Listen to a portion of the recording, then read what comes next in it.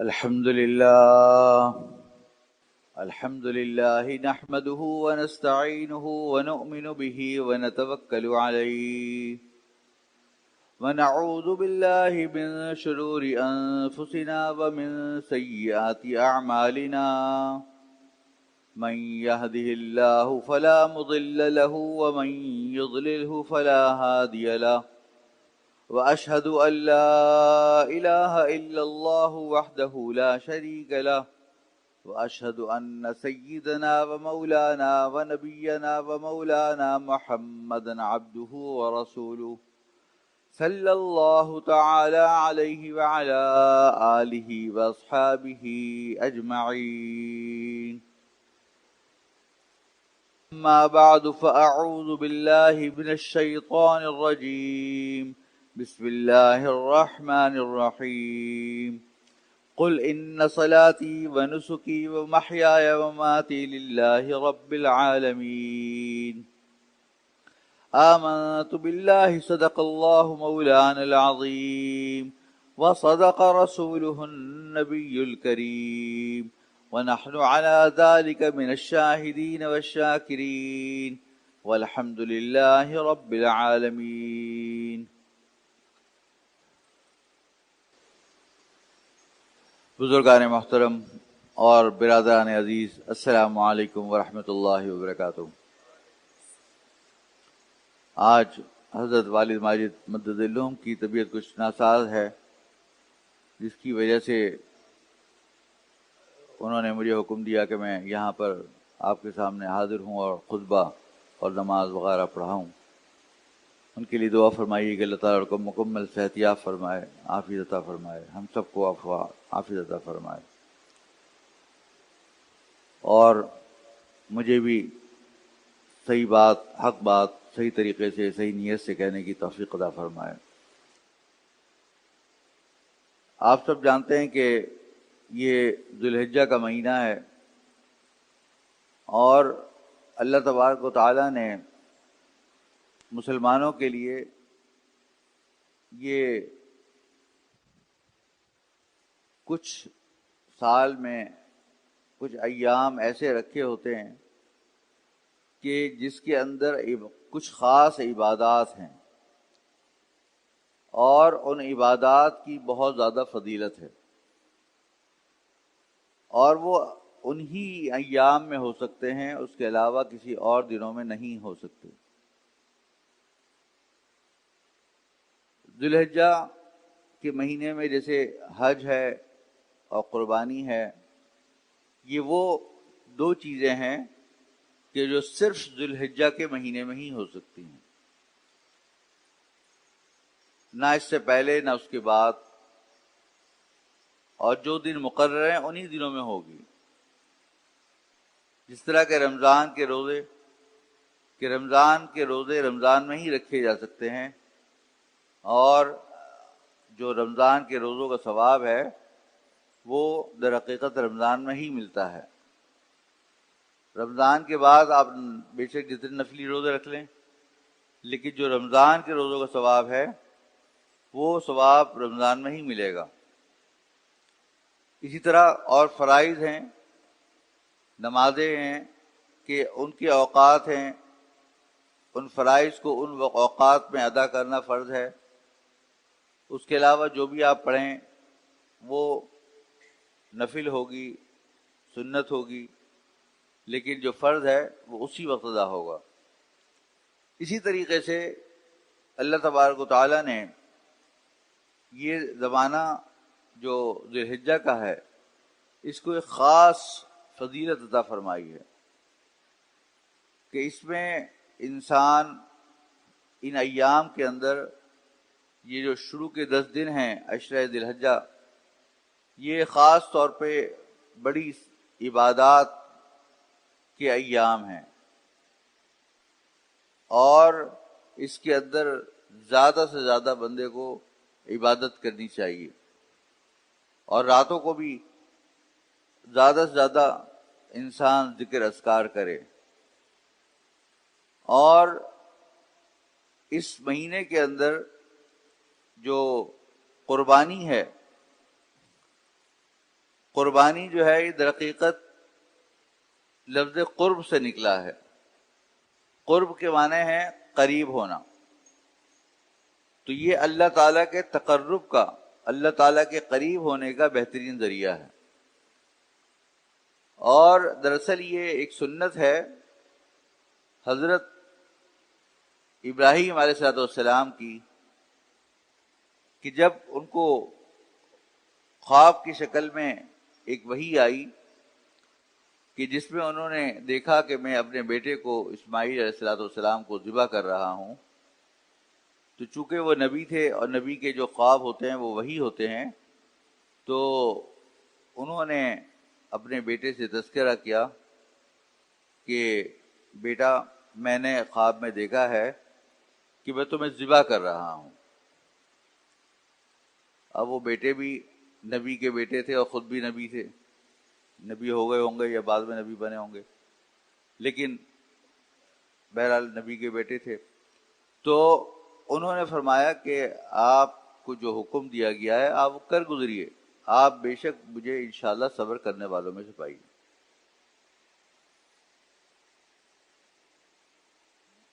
تو انہوں نے اس پہ یہ سوال نہیں کیا کہ ابا جان یہ جو مجھے حکم، آپ کو جو خواب آیا یہ تو کوئی خواب ہے. اب خواب تو ہر طرح کے آتے ہیں، اس سے کوئی لازم تو نہیں آتا کہ آپ جو ہے وہ مجھے ذبح کریں. یہ حضرت ابراہیم علیہ السلام جو والد تھے انہوں نے اس کی کوئی تعبیر یا تعبیر سوچی ہو. تو انہوں نے فوراً اپنے بیٹے سے ذکر کیا اور بیٹے نے فوراً اس پر ہاں کہہ دی اور اس پر راضی ہو گئے کہ فوراً، اور کہا کہ میں تیار ہوں کہ آپ جو حکم آپ کو اللہ تعالیٰ نے دیا ہے آپ وہ کر گزریے.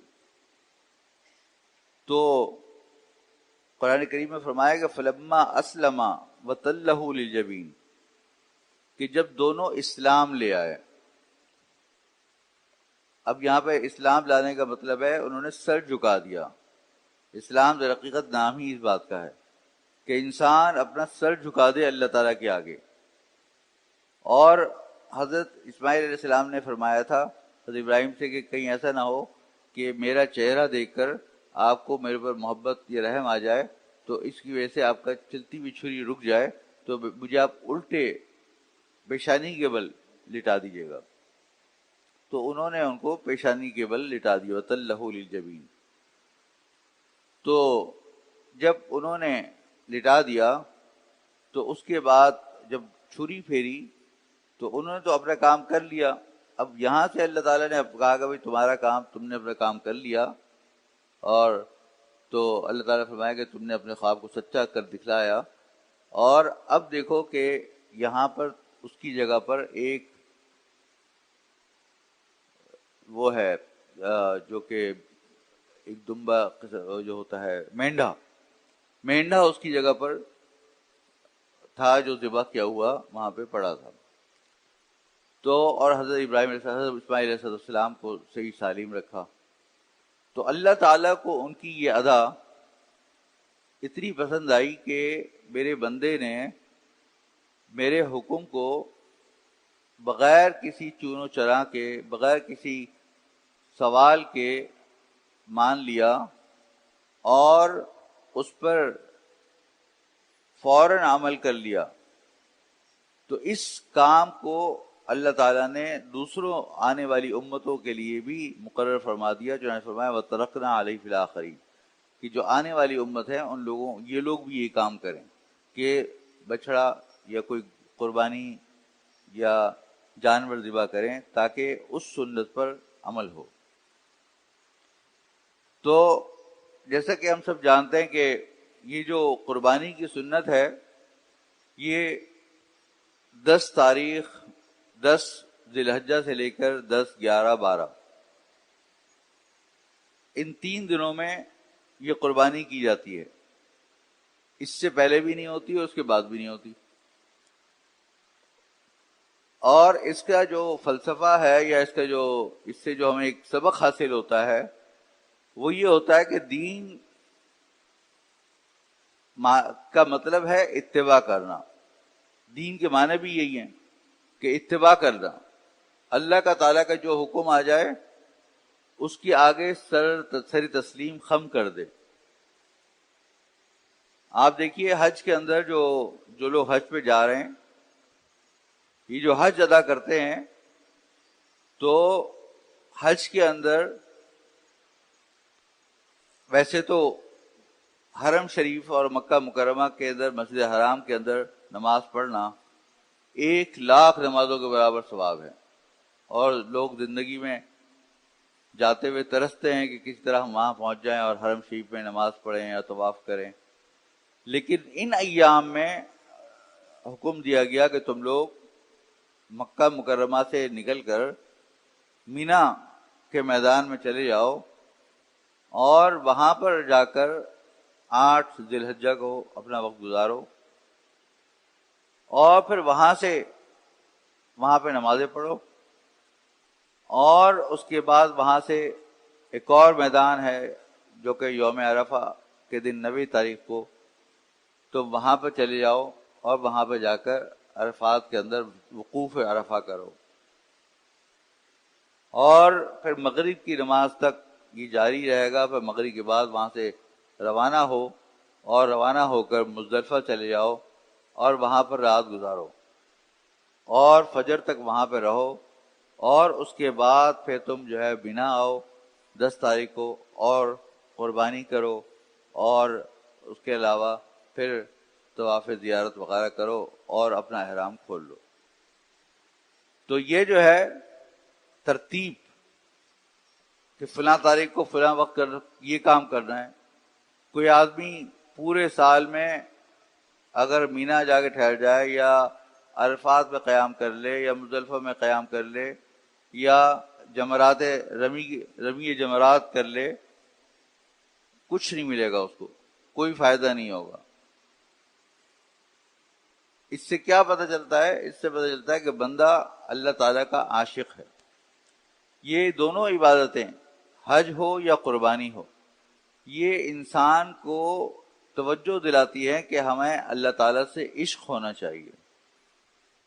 جس طرح عاشق جو ہے معشوق کی تمام باتوں کو مانتا ہے، اس سے سوال نہیں کرتا، کسی اس کی حکمت کو تلاش نہیں کرتا، اور وہ فوراً اس بات پر اتباع کرتا ہے۔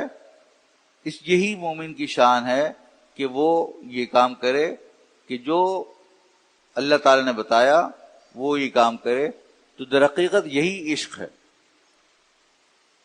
اب دیکھیں، ہم نے اپنے بزرگوں سے سنا ہے کہ حضرت تھانوی رحمۃ اللہ علیہ کا قول ہے کہ انہوں نے فرمایا کہ جو شیطان تھا نا، شیطان بہت بڑا عالم تھا، اور اس کو بہت علم بھی تھا، اور عابد بھی تھا، عبادت گزار بھی بہت تھا، بہت عبادت کرتا تھا، اور عارف بھی تھا، اللہ تعالیٰ کو پہچانتا بھی تھا کہ اللہ تعالیٰ کو پتا ہے کہ اللہ تعالیٰ اپنے غصے سے مغلوب نہیں ہوتے، چنانچہ اس نے آخر میں یہ کہا کہ مجھے مہلت دے دیجیے قیامت تک، تو اللہ تعالیٰ نے مہلت دے دی۔ لیکن چوتھی عین اس کے اندر نہیں تھی، عاشق نہیں تھا۔ اگر عاشق ہوتا تو یہ نہ کہتا کہ میں آگ سے بنا ہوں، اور حضرت آدم علیہ السلام جو ہے وہ مٹی سے بنے ہیں، تو آگ مٹی کو کیسے سیدھا کر سکتی ہے، کیوں سیدھا کر سکتی ہے، میرا مقام تو بلند ہے۔ تو یہ سوال یا یہ نافرمانی نہ کرتا۔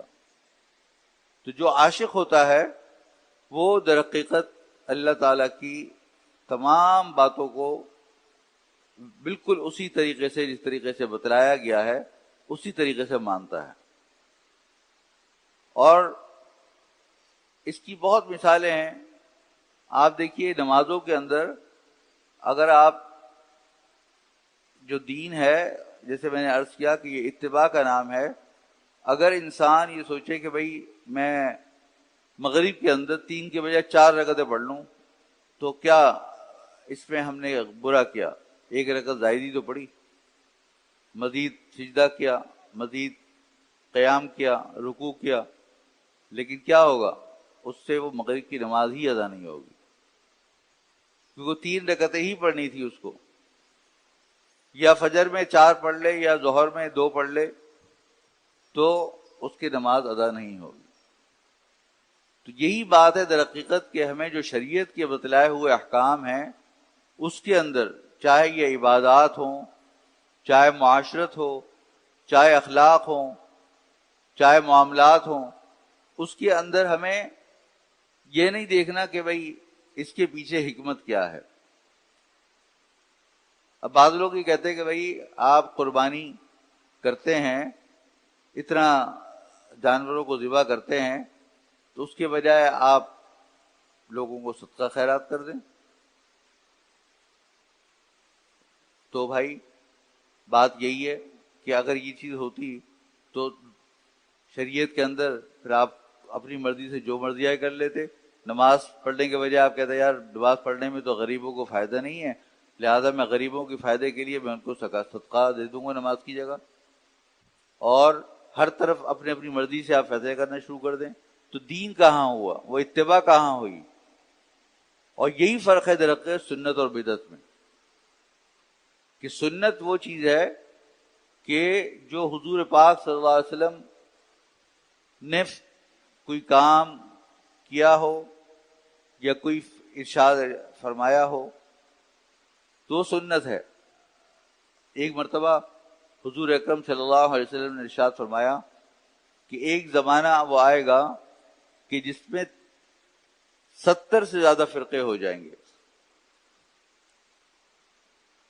تو صحابہ کرام نے پوچھا کہ یا رسول اللہ پھر ہم کس فرقے پہ عمل کریں، کس فرقے کے اوپر جائیں ہم؟ تو آپ نے فرمایا کہ ما انا علیہ و اصحابی، کہ میں جس کے اوپر ہوں اور میرے صحابہ کرام جس کے اوپر ہیں اس پر عمل کرنا ہے۔ اور قرآن کریم اور حضور پاک صلی اللہ علیہ وسلم کی جو سنت ہے، اللہ تعالیٰ نے فرما دیا تھا کہ انا نحن نزلنا الذکر وانا له لحافظون، کہ ہم نے اس قرآن کریم کو نازل فرمایا، ہم ہی اس کی حفاظت کرنے والے ہیں۔ آپ دیکھیے باقی جتنی بھی شریعتیں ہیں، جتنے بھی ادیان ہیں، اس کے اندر تحریف ہو گئی ہے، چیزیں محفوظ نہیں ہیں۔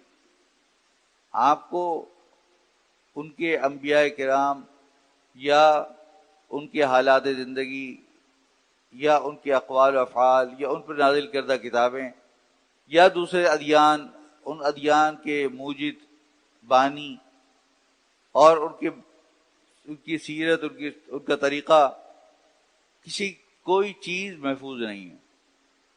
یہ اسلام کی حقانیت کا منہ بولتا ثبوت ہے کہ اللہ تبارک و تعالی نے قرآن کریم کو بھی اور قرآن کریم کی جو تفسیر حضور پاک صلی اللہ علیہ وسلم کی شکل میں اور تعلیم حضور پاک صلی اللہ علیہ وسلم کی شکل میں تھی، اس کو کس طریقے سے محدثین نے اور علماء کرام نے محفوظ کر لیا، اور آج ہمارے ہاتھوں میں وہ پوری شریعت محفوظ ہے۔ اب اگر کوئی آدمی دعویٰ کرے کہ جی میں حضور اکرم صلی اللہ علیہ وسلم سے بہت زیادہ محبت کرتا ہوں، لہذا میں نئی نئی رسوم ایجاد کر دوں، میں جو ہے وہ عید میلاد النبی کرنا شروع کر دوں، میں تیجا کروں، میں چیلم کروں، تو کیا میں نے تو محبت کے اظہار ہی تو کر رہا ہوں، اور میں کوئی غلط کام تو نہیں کر رہا، میں نے تو قرآن کریم کی تلاوت کی، لوگوں کو کچھ کھلایا پلایا، یہ کیا وہ کیا۔ لیکن چونکہ یہ چیزیں سنت سے ثابت نہیں ہیں، لہذا ہمیں وہ کام نہیں کرنا۔ جو چیز سنت سے ثابت ہے، اب کیا صحابہ کرام حضور پاک صلی اللہ علیہ وسلم سے محبت نہیں کرتے تھے؟ کیا ہم ان سے زیادہ محبت کرتے ہیں؟ کیا ہم ان سے زیادہ محبت کرنے کے دعویٰ کر سکتے ہیں؟ اگر جب ان کی محبت کا یہ عالم تھا کہ حضور نے فرما دیا کہ بھائی اصحابی کالنجوم فبأیہم اقتدیتم اہتدیتم، کہ میرے صحابہ کرام ستاروں کی مانند ہیں، ان میں جس کی تم اقتبا کر لو گے تو ہدایت پا جاؤ گے۔ اتنا بڑا اونچا مرتبہ صحابہ کرام کا دیا، رضی اللہ عنہم ورضوا عنہ۔ اللہ تعالیٰ نے فرما دیا کہ اللہ تعالیٰ بھی ان سے راضی ہے اور وہ بھی اللہ تعالیٰ سے راضی ہیں۔ تو اتنا اونچا مرتبہ تھا ان کا۔ آپ دیکھیں دنیا میں جب ویسے آپ دیکھا جائے تو بہت سارے لوگ ہوتے ہیں جو عالم بنتے ہیں، پھر کوئی اس کو مفتی بنتا ہے، اور کوئی مفتی بننے کے بعد کوئی کسی کو مفتی اعظم کہہ دیتے ہیں، کسی کو شیخ الاسلام کہہ دیتے ہیں، کسی کو جو ہے وہ بڑے بڑے القاب عطا کرتے ہیں کہ بھئی فلاں آدمی تو ایسا ہے اور فلاں آدمی ویسا ہے. لیکن کبھی آپ نے حضرت جو حضرات صحابہ کرام ہیں ان کے ساتھ کوئی لقب سنا کہ وہ شیخ القرآن تھے، شیخ العربی والعجم تھے یا کچھ تھے؟ ان کا صرف صحابی ہونا ہی کافی ہے. تو ان کا جو مرتبہ صحابیت کا ہے تو وہی کافی ہے ان کے لیے، اور اللہ تعالیٰ نے ان کو ضرورت نہیں ہے کسی بھی القاب کی. لہذا اللہ تعالیٰ نے یہ قرب ان کو کیوں عطا فرمایا؟ اس لیے کہ وہ حضور اکرم صلی اللہ علیہ وسلم کے ساتھ رہے اور آپ صلی اللہ علیہ وسلم کی سنتوں پر انہوں نے عمل کیا، اور کوئی چیز اپنی طرف سے دین میں ایجاد نہیں کی. تو اسی لیے حضور صلی اللہ علیہ وسلم نے فرما دیا کہ بھئی ما انا علیہ و اصحابی، کہ اس طریقے پر تم چلنا جو میرا طریقہ اور صحابہ کرام کا طریقہ ہے. اور آپ کا یہ فرمانا اس بات کی دلیل ہے کہ یہ جو طریقہ کار ہوگا یہ قیام قیامت تک محفوظ رہے گا، کہ صحابہ کرام کا کیا طریقہ تھا اور حضور پاک صلی اللہ علیہ وسلم کا کیا طریقہ تھا، یہ طریقہ محفوظ رہے گا. اور محفوظ جب رہے گا تو تم لوگوں کے لیے آسانی ہوگی کہ بس کس طریقے پہ چلنا ہے. لہذا کوئی مسلک بنانے کے بجائے صرف آپ اور ہم اس طریقے کو دیکھ لیں کہ جو قرآن و سنت میں موجود ہے. اسی لیے ہمیں زیادہ سے زیادہ سیرت کا اور سنت کا مطالعہ کرنا چاہیے، تاکہ ہم دیکھیں کہ ہم کوئی ایسا کام تو نہیں کر رہے کہ جو شریعت میں موجود نہ ہو اور ہم وہ کام کر رہے ہوں شریعت سمجھ کر. تو لہذا انسان زیادہ سے زیادہ سنت اور شریعت کو مطالعہ کرے اور اپنے گھر والوں کو بھی یہ سیرت پڑھائے. آج کل ہمارے جو بچے ہیں، ہماری جو نسلیں ہیں، جو مختلف اسکولوں میں بچوں کو پڑھاتے ہیں، تو ان کو بعض اوقات قرآن پاک تجوید سے یا ناظرہ صرف پڑھا دیتے ہیں بعض اوقات، لیکن مزید جو قرآن کریم کی تعلیم ہے، اس کے مطالب ہیں اور جو سنت ہے اور سیرت ہے وہ نہیں پڑھائی جاتی. اگر ان کو سیرت اور سنت نہیں پڑھائیں گے تو ان کو شریعت کے احکامات کا پتہ نہیں چلے گا اور ان کے اندر دین پوری طریقے سے نہیں آئے گا. لہذا یہ بہت ضروری ہے کہ اگر ہم اپنے بچوں کو اور اپنے آنے والی نسلوں کی حفاظت کرنا چاہتے ہیں تو ان کو حضور اکرم صلی اللہ علیہ وسلم کی سنت اور قرآن کریم کی تعلیم، اس کے ترجمے کے ساتھ، تفسیر کے ساتھ ان کو پڑھانے کا اہتمام کریں اور خود بھی ہم اہتمام کریں. اب آپ دیکھیں کہ قرآن کریم جو ہے یہ اللہ تعالیٰ کی طرف سے نازل کردہ کتاب ہے. اللہ تعالیٰ جو احکم الحاکمین ہیں انہوں نے ہماری رہنمائی کے لیے ایک ایسی کتاب بھیجی جس میں ہر قسم کی ہدایت کا سامان اس میں رکھ دیا.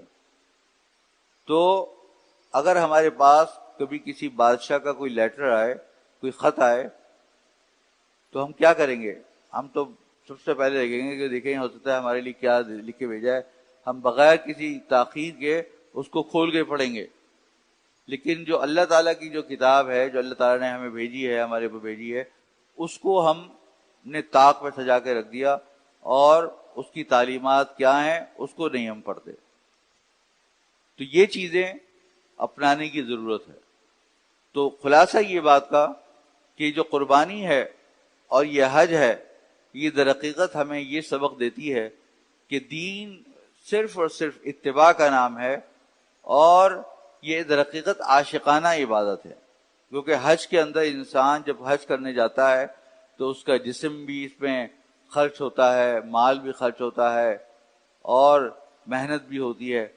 اور قربانی کے اندر بھی انسان کا مال بھی خرچ ہوتا ہے اور بہرحال محنت بھی کرنی ہوتی ہے کسی قدر. تو یہ ساری چیزیں جو انسان کرتا ہے یہ اللہ تعالیٰ کے لیے کرتا ہے. اسی لیے فرمایا گیا کہ ان صلاتی و نسکی و محیای و مماتی للہ رب العالمین، کہ میری ساری نمازیں، میری ساری قربانیاں، ساری سب چیزیں، اور میرا جینا اور میرا مرنا یہ صرف اللہ کے لیے ہے. تو انسان اپنے آپ کے اوپر یہ اپنا ایک مشن بنا لے کہ میری زندگی کا ہر پہلو، ہر حصہ صرف اور صرف اللہ کے لیے بن جائے. اور جیسا کہ آپ کو معلوم ہے کہ انما الاعمال بالنیات، کہ تمام اعمال کا دار و مدار نیات پر ہے. اگر آپ کوئی بھی ثواب کا کام کریں گے تو جتنے زیادہ صدق دل سے اور اخلاص سے کریں گے اتنا زیادہ اس کا ثواب ہوگا. اگر آپ صدقہ کر رہے ہیں چاہے تھوڑا ہی صدقہ کیوں نہ ہو لیکن اخلاص کے ساتھ ہوگا تو بہت ثواب ہوگا. لیکن اگر چاہے آپ ہزاروں لاکھوں کروڑوں روپے لٹا دیں لیکن مخصوص شہرت اور ریا ہو، یا آپ قربانی کرنے جائیں اور قربانی کے اندر بڑے بڑے جانور لوگوں کو دکھانے کے لیے کہ بھائی میں اتنا مالدار آدمی ہوں، اسے اس لیے کریں تو وہ ثواب نہیں ملے گا، کیونکہ وہ اخلاص نہیں ہے. اخلاص کے لیے ضروری ہے کہ انسان صدق دل سے یہ سوچے کہ میں اللہ تبارک و تعالیٰ کے لیے یہ کام کر رہا ہوں.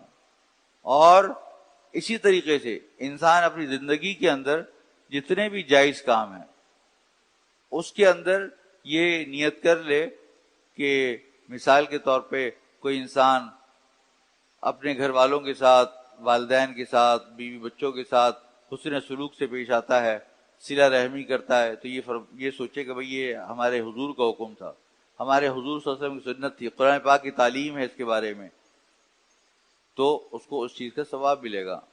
یہاں تک کہ آیا ہے کہ اگر کوئی آدمی اپنی بیوی کے منہ میں لقمہ بھی ڈال دے تو اس کا بھی اس کو ثواب ملتا ہے.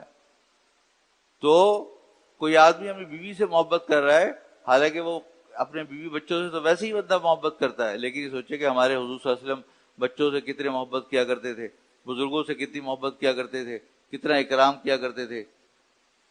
من لم یرحم صغیرنا ولم یوقر کبیرنا فلیس منا. یہ فرمایا کہ جو آدمی ہم چھوٹوں پر رحم نہ کرے اور بڑوں کی توقیر اور تعظیم نہ کرے وہ ہم میں سے نہیں ہے. تو یہ حضور کی سنت ہے. تو یہ جب سنت سوچ کر جب یہ کام کرے گا تو اللہ تبارک و تعالیٰ اس کو بہترین اس کا اجر عطا فرمائیں گے. ہاں البتہ کوئی گناہ کا کام اچھی نیت سے کیا جائے تو اس صورت کے اندر وہ گناہ جو ہے وہ ثواب نہیں بنتا، بلکہ الٹا اور شاید گناہ بن جائے. مثال کے طور پہ اگر کوئی آدمی سود کماتا ہے یا رشوت لیتا ہے یا کوئی اور حرام کام کرتا ہے، حرام کی روزی کماتا ہے، اور اس کی نیت یہ ہے کہ میں یہ جو کما رہا ہوں اس سے میں غریبوں کی مدد کروں گا، نیت اچھی ہے لیکن طریقہ غلط ہے، تو اس صورت کے اندر یہ حرام کام حرام نہیں ہوگا، جائز نہیں ہوگا، حرام ہی رہے گا. اور اس کی چاہے خواہ نیت کچھ بھی ہو لیکن حرام کام کی وجہ سے یہ صحیح نہیں ہوگا. ہاں البتہ اگر تجارت کرتا ہے انسان، اور تجارت اس لیے کرتا ہے کہ ہمارے حضور صلی اللہ علیہ وسلم کی سنت ہے، یہ قصب حلال کرتا ہے، ملازمت کرتا ہے اس لیے کہ میں اپنے بچوں کو پالوں گا، جو حقوق میرے اوپر عائد ہیں ان حقوق کو میں صحیح طریقے سے ادا کروں گا، یہ نیت کرتا ہے، اور یہ کہ یہ حضور پاک صلی اللہ علیہ وسلم کی اور صحابہ کرام کی سنت تھی، یہ نیت کرتا ہے، تو اسی تجارت کے اندر وہ تجارت جو ہے وہ اس کے لیے فضل بن جائے گی. اور یہ وابتغوا من فضل اللہ، اللہ تعالیٰ کے فضل کو تلاش کرو، اس کا سبب بن جائے گی. اور یہی ایسے تاجر کے بارے میں فرمائے گی کہ التاجر الصدق الامین مع النبیین والصدیقین والشہداء، کہ نیک اور سچے اور امانتدار تاجر قیامت کے روز کن کے ساتھ ہوں گے؟ شہداء کے ساتھ، صدیقین اور شہداء کے ساتھ ہوں گے. تو یہ بات ہے. اور باقی یہ کہ آپ سب کو معلوم ہے کہ اس کے اندر جو نویں ذو الحجہ ہے اس کی صبح سے لے کر جو 13 تاریخ کی شام تک ایک اور چیز پڑھنا ہے، وہ ہے تکبیرات تشریق. تو یہ بھی اس کے اندر، یہ ان اعمال کے اندر ہے. اور جیسے کہ میں نے عرض کیا کہ یہ پورا جو عشرہ ذی الحجہ ہے اب یہ 10 تاریخ تک یعنی کہ بروز پیر تک ختم ہو جائے گا. تو اس میں ہمیں کوشش کرنی ہے کہ جو بھی رہا سہا وقت ہے اس کے اندر زیادہ سے زیادہ اللہ تبارک و تعالیٰ کی عبادات کریں اور اپنے آپ کو خاص طور پر گناہوں سے بچائیں. اس کے ساتھ میں اپنی بات ختم کرتا ہوں. وآخر دعوانا ان الحمد للہ رب العالمین. اچھا، ایک اعلان یہ کرنا ہے کہ دارالعلوم کراچی میں عید الاضحیٰ کی نماز 7:15 بجے عیدگاہ میدان میں ادا کی جائے گی، اور تمام حضرات اپنے ساتھ جانماز لے کر آئیں اور اپنے وضو کر کر تمام حضرات اپنے گھر سے تشریف لے کر آئیں.